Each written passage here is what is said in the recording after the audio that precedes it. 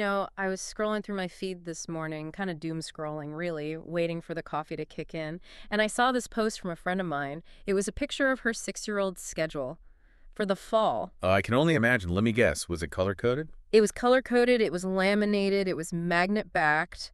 The works. I mean, 6:00 a.m. Mandarin Tutor, 7:00 a.m. Swim Squad, then after school, 4:00 p.m. Coding Camp, violin at 6:00. It looked less like a first grader schedule and more like the itinerary for a visiting head of state. Wow. And the caption, it was just 3 words, whatever it takes. Whatever it takes. Yeah, that's really the mantra of our generation of parents, isn't it? It really is. And looking at it, it just triggered this, I don't know, this pit in my stomach.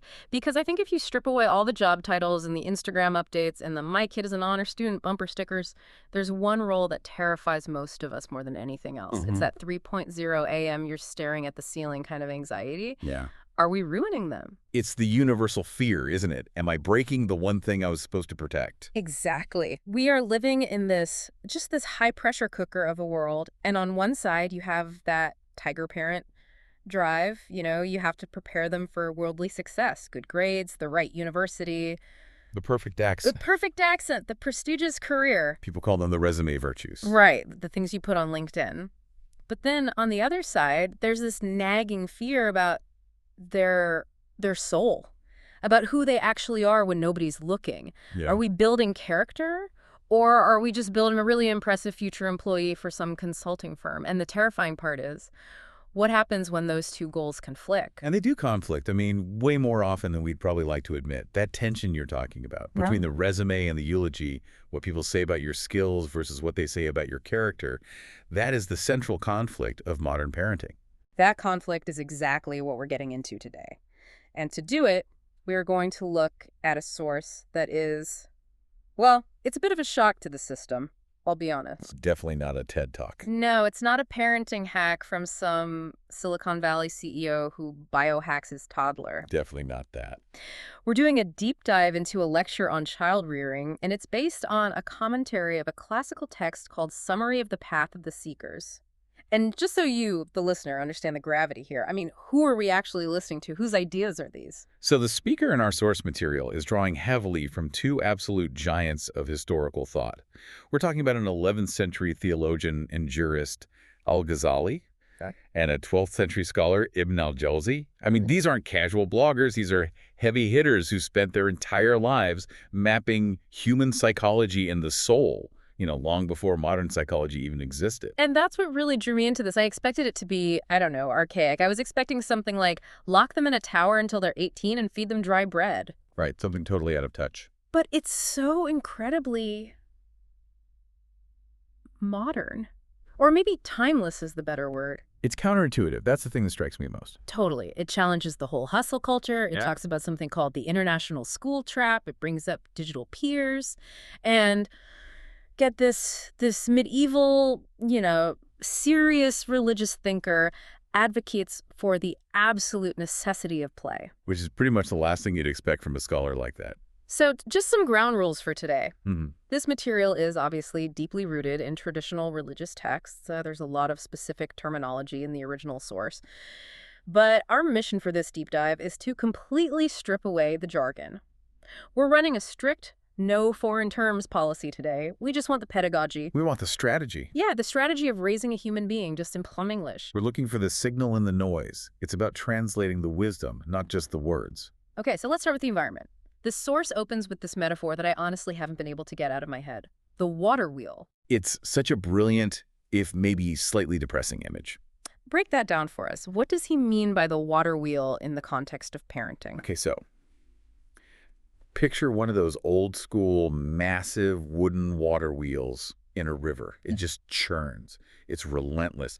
It captures the water, lifts it, dumps it, and just repeats. It never stops. Right. The speaker uses this to describe the momentum of modern society and the pressure parents feel. Yeah. He basically argues that most parents aren't actually parenting. They're just reacting to the wheel. Reacting how? What does that look like? Well, let's go back to your friend with the laminated schedule. Why is she doing all that? Really? Because everyone else is doing it. I mean, if she doesn't, she feels like she's failing her kid. Precisely.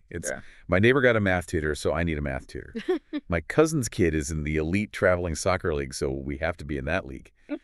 We are so terrified of our children falling behind that we just run faster and faster to keep up with the wheel. But the speaker asks this just devastating question. Is the wheel going anywhere you actually want to go? That's FOMO parenting. Fear of missing out parenting. It's parenting by anxiety. It's not parenting by principle. We rarely stop the wheel to ask, why? Is this coding camp actually good for my 6-year-old's development? Is it helping him?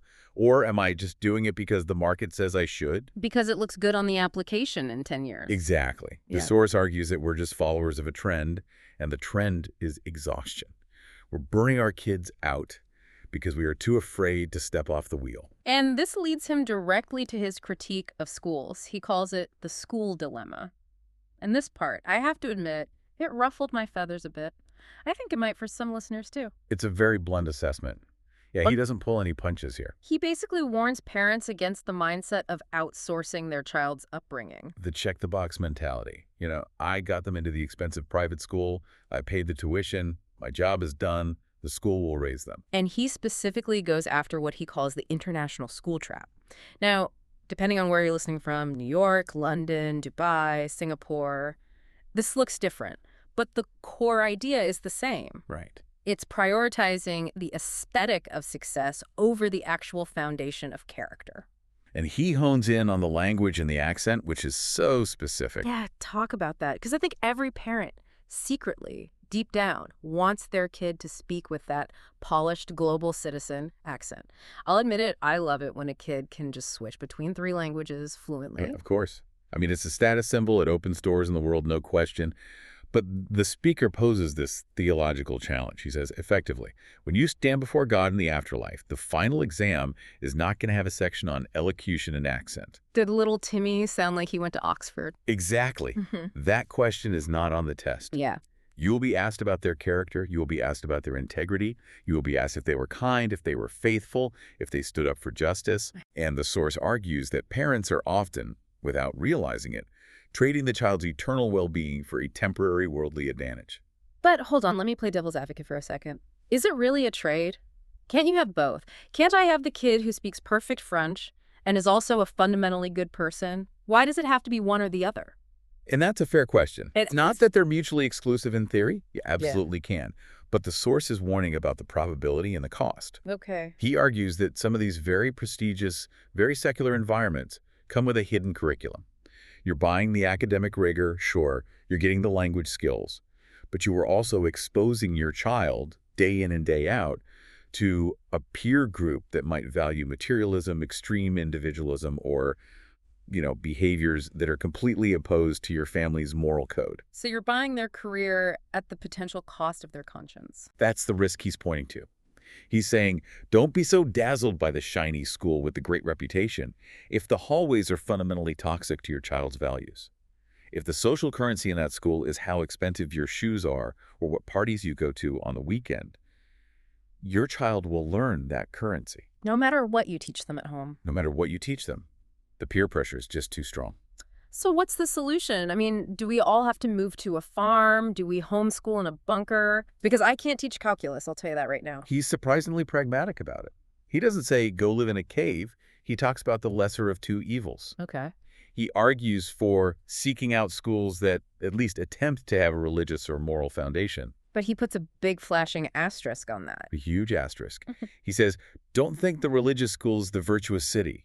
Don't think for a second it's some kind of utopia. Kids are kids. There will be bullying, there will be smoking, there will be all the same issues everywhere. So if the schools are all flawed, why does he prefer one over the other? What's the logic? It's all about probability. It's about stacking the deck in your favor. In a school that is founded on specific shared values, the peer group, and more importantly, the other families, are at least trying to uphold those same standards. You're still fighting a battle, but it's a slightly easier battle. You aren't swimming entirely upstream against the culture of the school itself. It's all about the company you keep, which transitions us to what I think is maybe the most terrifying part of this whole lecture, the bad company update. The update for 2026. Yeah. Because there's this classical rule, right?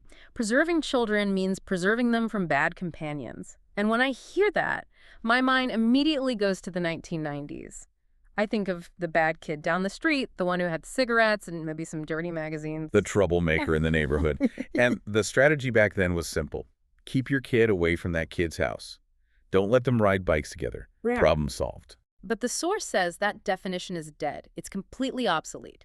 The bad companion isn't down the street anymore. No, the bad companion is in their pocket. Virtual peers. This is a massive, massive paradigm shift.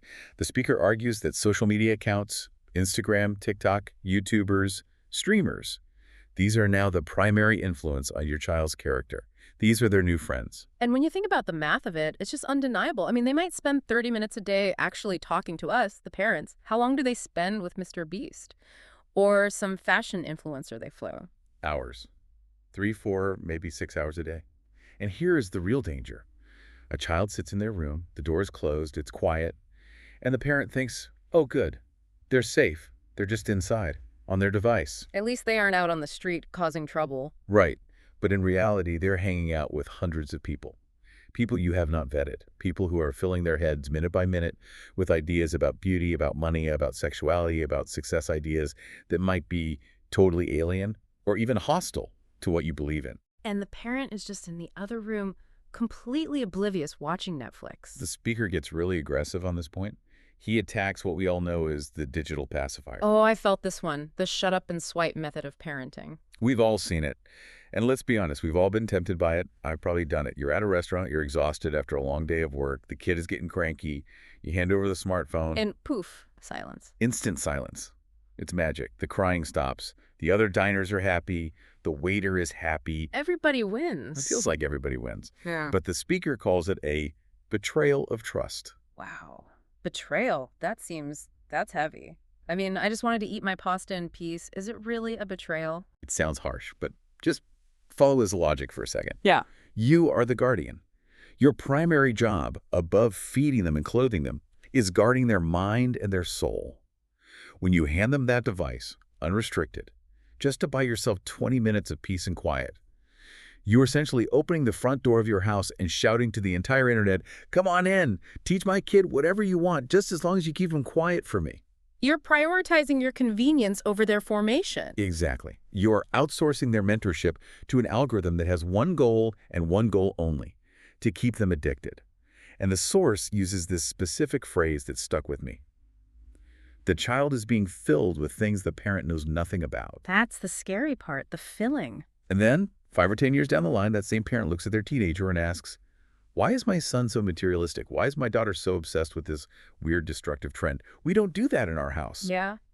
Well, you didn't raise them during those hours. The algorithm did. And the algorithm doesn't care about your family's values. It just cares about watch time. Okay, I actually need to take a breath because that is genuinely terrifying.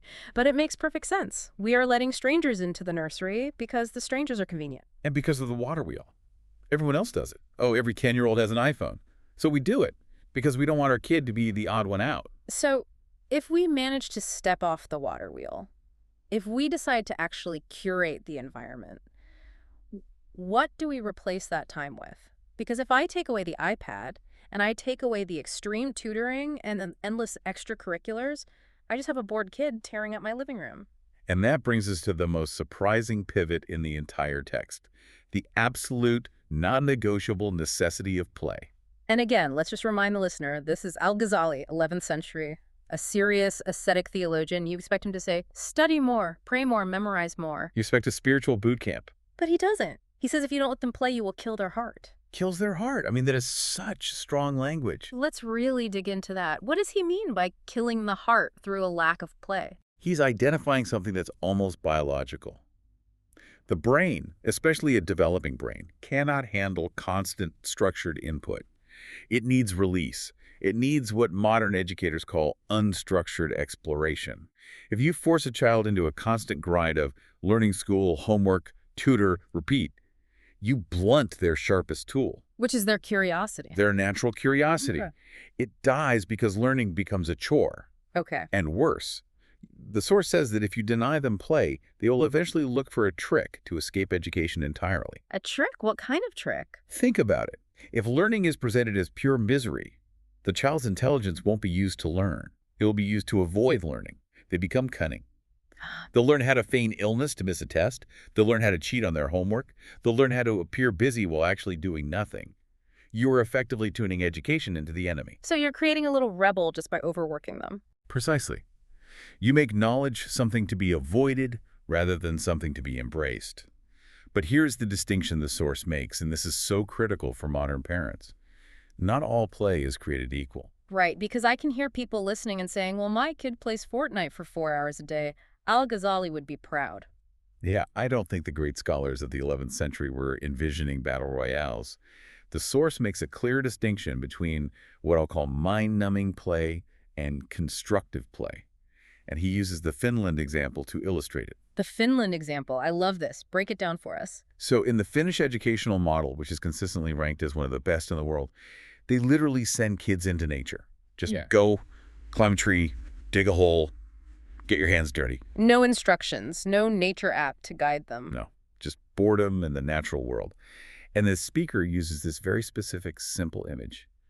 A child sees a worm on a tree. Okay, a worm. It seems so trivial. But look at the cognitive process that happens. The child stops. They observe. Why is that worm on the bark? I thought worms lived in the dirt. Does it have eyes? How is it sticking to the tree? What does it eat? Curiosity. Active, self-directed curiosity. The child initiates the inquiry. They're engaging with the physical world. They might then run home and look up worms in a book or online. That entire process is restorative. It refreshes the mind. Okay, and contrast that with the iPad. Swipe. A flash of color. A rewarding sound. It's all passive. It's completely passive. The device feeds you the dopamine. You don't have to ask questions. The content is just shoved at you, one short video after another. That doesn't refresh the mind. It numbs it. It's the difference between taking a hike in the mountains and being in a medically induced coma. One builds muscles, the other causes atrophy. So play isn't just not working, it's engaging with the world on your own terms. That's the perfect way to put it. And there's one more layer to this whole play aspect that, well, it guilt-tripped me a little bit personally. Oh, the parental participation part. Yeah. The source insists that parents need to play with their children. I struggle with this, I really do. At the end of the day, I'm tired. I'm not great at pretend tea parties. I'm definitely not good at crawling around on the floor anymore. It's hard. It really is. But the source argues that it's a laboratory for character. A laboratory for character. Explain that. Okay, so when you play a game, let's say a simple board game or just kicking a ball around in the yard, you are modeling behavior in a low-stakes environment. How do you handle winning? Do you gloat and rub it in? How do you handle losing? Do you get angry and throw the board? Do you sulk in the corner? Hopefully not, as an adult. Hopefully not. Yeah. But the child is watching every second. If dad cheats at Monopoly because he has to win at all costs, the kid learns that honesty is flexible. If mom laughs when she loses a race and says, "Good game, you were so fast today," the kid learns resilience and good sportsmanship. You can lecture them about being a good sport all day long, but playing with them is where they actually see it in action. It's the ultimate show don't tell of parenting. It is. And it builds the relationship capital, the trust, that you're going to need desperately for the next phase of their life. Which is the foundation phase, age 7. This is where, as you said, the rubber meets the road. This is where the formal instruction really begins. The idea is that before age 7, they are largely observers. After 7, they become active participants in their own development. And the primary command mentioned here is the command to pray. Yes. The source cites the classical instruction that parents should begin telling their children to pray when they turn 7. Now, the speaker is very quick to clarify the tone here. This isn't about screaming at a 7-year-old at dawn. Right, it's not wake up or else. No, absolutely not. It's all about gentle consistency. The speaker specifically mentions waking the child for the dawn prayer daily. The goal is pure habit formation. You are wiring the child's brain and their body to understand this is our rhythm. We get up, we acknowledge our Creator, then we start our day. It builds a rhythm of life that centers on the divine, not just on the school bus schedule. Exactly. Ah. But there's a gap here that the speaker identifies, a failure point. And this is where we have to talk about what he calls the mything curriculum. The hygiene issue. The hygiene issue. It sounds funny, but it's deadly serious from his perspective. He basically says that a lot of modern religious parents get the prayer part, but they totally and completely fail on the bathroom part. It's a blunt way to put it, but yes. Yeah. The speaker notes that parents will teach the theology, the complex, abstract stuff about God, but they will completely forget to teach the child how to properly wash themselves after using the bathroom. Wait, so you're saying parents are teaching them deep theological concepts, but forgetting to teach them how to wipe properly? Effectively, yes. Yeah. And think about the implications within this religious framework. If you aren't physically clean, if you haven't performed the ritual purification correctly, then the prayer itself is considered invalid. So the form is there, the motions are there, but the actual validity is missing. Exactly. So you have a child who, for years, might be going through the motions of prayer, but they are technically in a state of physical uncleanliness Mm. because the parent was too embarrassed or maybe just too busy to teach them the basic mechanics of hygiene. And that teaches the child that religion is just about the look of praying, not the actual state of being pure. It disconnects the ritual from reality. And speaking of embarrassment, this leads us directly to another sensitive topic he brings up: sex education, or, as the source frames it, biological education. Right. The source is crystal clear on this. Do not let your children be surprised by their own bodies. He talks about fathers speaking to sons and mothers speaking to daughters, a very traditional approach. Yes, and specifically, he mentions that fathers need to explain the concept of wet dreams to their sons before they happen, and mothers need to explain menstruation to daughters before it starts for the first time. Because otherwise it's just terrifying for them. It's terrifying, and it's deeply confusing. Imagine being a young boy or girl, waking up, something has happened to your body. There's blood or fluid, and you have absolutely no context for it. You might think you're sick. You might think you're dying. You'd almost certainly feel intense shame. The source argues that part of parental trust is preparing them for these changes, not ignoring them. It's about removing the stigma and the fear. Because if the parent doesn't explain it, who will? The bad companions. Exactly. The internet, the other kid on the bus. And their version of the explanation is going to be twisted and crude and probably inaccurate. By explaining it yourself, you frame it as a natural part of growing up, something God designed, not something that's dirty or shameful. So we're building habits, hygiene, prayer, biological awareness, and then there's food. Ah, the food section, yes. This felt like a direct personal attack on my Saturday brunch habits, I'm not going to lie. The foodie culture critique. This speaker just blasts the obsession with food bloggers and restaurant reviews and this endless pursuit of the perfect meal. He calls it a false need. He has this great line where he says, "We are now seeing varieties of food we would have died without knowing existed." And he asks a really pointed question. Is that knowledge actually useful? Or does it just create a constant gnawing desire for luxury that we can never truly satisfy? But come on, food is art. It's culture. Is he really saying we should all just eat oatmeal 3 times a day and be quiet about it? He's not saying food should be gross or tasteless, but he's attacking the underlying philosophy of living to eat. He's promoting a philosophy of food as medicine. Morsels that keep the back straight. That's the exact phrase. And his argument is about the energy that food provides. If you consistently fed the body too much luxury, if you stuffed the stomach to its limits, that excess energy has to go somewhere. And for me, it usually goes to a nap. Well, for you, a nap. But according to the source, it turns toward thin and desires. It fuels the lower self. If you are constantly stimulating the palate, constantly seeking the next flavor hit, you are training the child to be a slave to their appetites. So his point is, if you can't control your stomach, you probably won't be able to control your temper either. Or your eyes. Or your greed.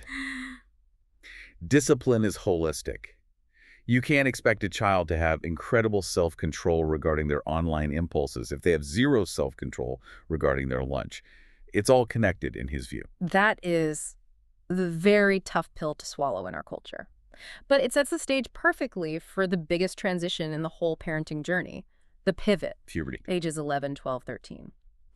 The source warns, and he's very stark about this, that if you don't make the shift, you lose the kid.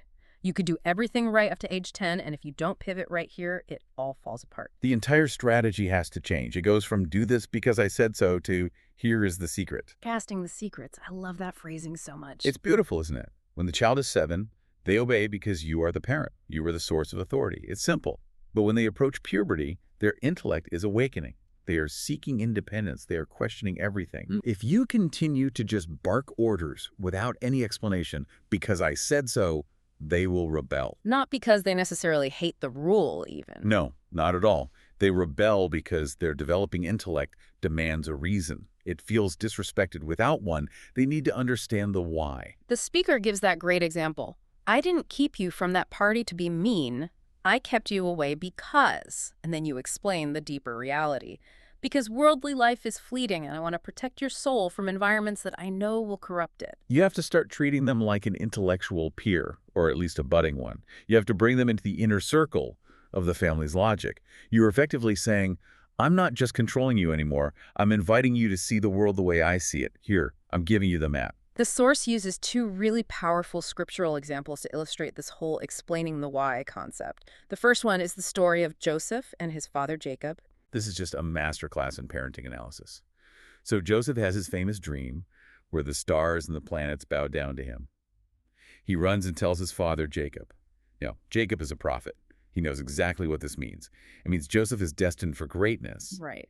But what's the first thing he tells Joseph? He says, do not tell your brothers. A command. A direct command. Keep your mouth shut. A command! But he doesn't stop there. If he had stopped there, a young Joseph might think, why? Dad doesn't want me to share my good news. Is he not happy for me? But Jacob immediately gives the reason. Lest they plot a plot against you. He explains the jealousy. He explains the psychology of the older brothers. He treats his young son intellectually. He says, here's the command, and here's the strategic reason for the command. Your brothers are human. This news will trigger their insecurity, and it will endanger you.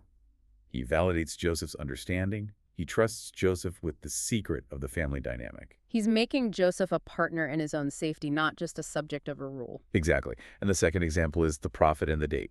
Right. The prophet's grandson, who's a very young child, picks up a date fruit that was meant for charity, and he puts it in his mouth. Now, in that culture, and at that time, the family of the prophet was forbidden from accepting charity. It was a strict rule for them. So the prophet could have just slapped his hand, or shouted no, or just said, drop it. The easy way's out. But he didn't. He gently removed the date from the boy's mouth and said, we are a people who do not eat from charity. We are a people who, that is just so profound. He didn't just give a rule, he gave the child an identity. That is such powerful parenting. He gave the child a definition of who he is. You are part of a family, a lineage that holds itself to a specific noble standard. When a child understands their identity, the rule suddenly makes perfect sense. It becomes, I don't eat this not because I'm being restricted, but because I am not the kind of person who eats this. It internalizes the rule completely. It becomes about pride in one's status and values rather than just fear of getting in trouble. Precisely. And that internalization is the only thing that survives when the parent isn't in the room anymore. Which brings us to the final and I think the most beautiful segment of this entire deep dive. How do we actually build that internal compass? Because we can give them the identity, but how do we make it stick in their heart? The source tells the story of Saul ibn Abdullah. This is a famous mystic from history, but the story isn't about him as an old, wise man. It's about when he was just a child, a toddler, really, 3 years old. 3 years old. Yeah. It's incredible. And his uncle notices something special about him. The child wakes up at night just to watch his uncle pray. The child has this natural spiritual aptitude, so the uncle decides to give him a spiritual exercise. But it's not a physical workout. It's not go memorize this chapter. No, nothing like that. It's a purely mental exercise. It's almost like a form of cognitive behavioral therapy for the soul. He tells the little boy to repeat 3 phrases in his heart. Not with his tongue, but internally, silently. The 3 phrases are, God is with me. God is looking at me. God is witnessing me. And he tells him to do this just 3 times a night. That's it. Just 3 times. Simple. The boy does it. He comes back to his uncle and says, I've done it. So the uncle says, okay, great, now do it 7 times a night. A slow progression. Then 11 times. And he tells him to keep doing this for an entire year. And his instruction is until it becomes sweet to the heart. Sweet to the heart, meaning until it's not a chore anymore, but a genuine comfort. Until it becomes the default state of his mind. Exactly. The goal is to fundamentally program the child's consciousness. And after a year, when this truth is firmly planted in the boy's heart, that he is never truly alone, that he is always witnessed by a loving presence, the uncle asks the final question, the checkmate question. He asks him, if God is with you, looking at you and witnessing you, would you disobey him? And that is the entire logic of the internal moral compass. If you truly, deeply believe you are being watched by a beloved authority, someone you love and respect, you don't need a policeman on the corner. You don't need your dad checking your phone history. You have an internal monitor. The source says this is how you build a conscience. It's the critical transition from external policing to internal witnessing. And this is really the crux of the whole episode, isn't it? Because most of us, if we're honest, we parent by external policing. We do. It's constant. Did you do your homework? Put the phone away. Don't talk to your sister like that. We are the police force. But what happens when the police go on vacation? Or when the child leaves the house for college? Or when they just learn how to delete their browser history really, really well? The police are gone, so the crime effectively becomes legal. If the only reason I don't sin is because my dad is watching me, then as soon as my dad is gone, I'm going to sin. But if the witness is internal? Then the geography doesn't matter. The technology doesn't matter. The child carries their integrity with them wherever they go. They are never truly alone in the sense that they can get away with it. It's a beautiful if, incredibly difficult standard to aim for. I mean, getting a kid to repeat a phrase for a whole year, that takes a lot of dedication from the parent, too. It takes consistency. But look at the alternative. We spend years and years driving them to soccer practice every single week. Surely we can spend a few minutes a day building their soul. That's a fair point. So let's try to bring this all together. As we wrap up, what does this deep dive really tell us? I think it tells us that modern parenting requires a level of intentionality that maybe our parents didn't need. First, we have to curate the environment. We can't just toss our kids into the water wheel of prestigious schools and digital peers and then act surprised when they come out with their souls intact. We have to be willing to be the weird parents. The ones who say no to the smartphone at age 10. The ones who choose the school that cares about character, even if it's a little less prestigious on paper. Second, we absolutely have to protect their right to play. And not the resume-building structured kind of play, but that aimless, curious, climbing a tree kind of play. Because without it, the source says, we kill the heart. And we dull their intelligence. We have to let them be bored so that they can become curious again. Third, we build the foundation early, from about age 7 to 10. The basics. Hygiene, prayer, a healthy relationship with food. We build the habits that will eventually support the beliefs. And finally, when they hit that preteen phase, we have to pivot. We have to change our whole strategy. We have to start casting the secrets. We have to explain the why. We have to give them an identity. We are a people who, and help them build that internal witness. God is looking at me. It sounds doable, but also incredibly hard. It is incredibly hard. And the source actually ends on a note of humility that I think is really important to mention. A provocative thought for the day. The speaker mentions that even with the best efforts, results are never guaranteed. You can do everything right. You can curate the school, limit the screen time, explain all the secrets, and the child might still struggle. Or, conversely, you might make a ton of mistakes, and the child turns out to be a wonderful human being. The outcome isn't fully in our control. It's not. And that leads to the challenge for you, the listener. We've talked a lot today about preserving children from the world. Keeping them away from bad schools, bad friends, bad apps. But here's the question. If we focus only on preserving them, are we actually giving them the tools to navigate the world? Right. Are we building a fortress or are we building a ship? Exactly. A fortress just stays in one place and hides. It walls everything out. But eventually you have to leave the fortress. A ship, on the other hand, goes out into the storm. It's in the water, but it's built to keep the water out. In the Saul ibn Abdullah story, the God is with me exercise? Yeah. That's building a ship. That's the internal hull. That's watertight integrity. But as we look at the world today, with these incredibly powerful algorithms designed by billion-dollar companies specifically to dismantle that internal compass, is it enough? Can a 12th century spiritual exercise really hold up against a 21st century AI algorithm that is designed to hijack your dopamine? That is the caution of our age. The source would suggest yes, because the human soul is ultimately stronger than any algorithm. But the battle is fiercer now than it has ever been in human history. So the parenting journey is really about equipping them for that battle, knowing that we can't fight it for them forever. We can show them the path, we can pack their bag, we can give them the compass, but eventually they have to walk it themselves. Well, on that slightly terrifying but also inspiring note, we're going to wrap up this deep dive. And remember, you're not alone in the anxiety. Every parent is feeling this. We're all just trying to figure out how to stop the water wheel, or at least slow it down enough to catch our breath. Thanks for listening. We'll see you on the next one. Goodbye.